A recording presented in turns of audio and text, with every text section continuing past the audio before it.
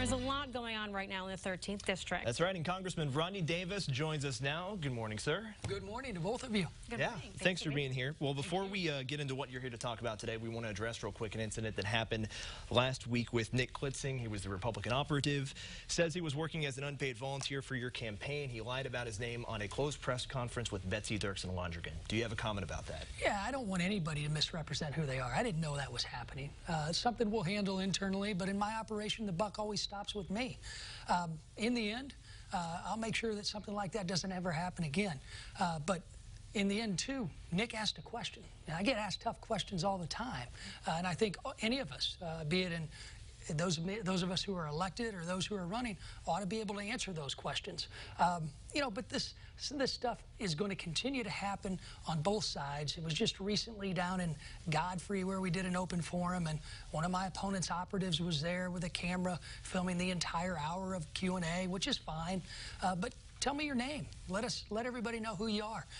And I certainly hope that the media covers those instances like they did the mistake that Nick made. Okay, thanks for addressing that. Thank you. Now moving on to some of the things you're working on in the 13th District. You recently announced some success with the GI Bill work study. So can you talk about this idea? Came from a round table of yours, right? You know, it certainly did. We heard there were a lot of problems with the VA work study program. It allows our veterans to go to work and go back to school at the same time, and they deserve that.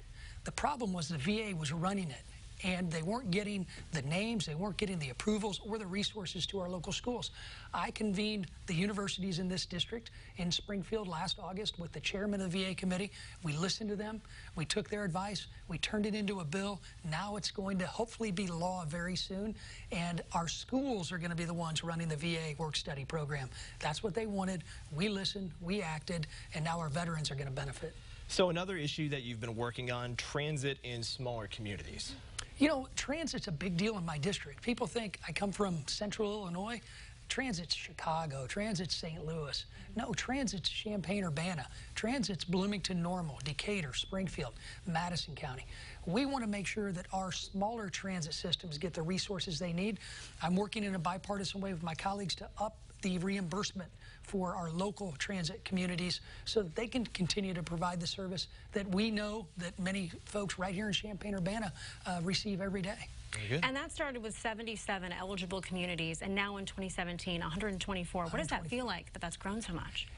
That's what good government's all about. That's the stuff that doesn't get the news coverage.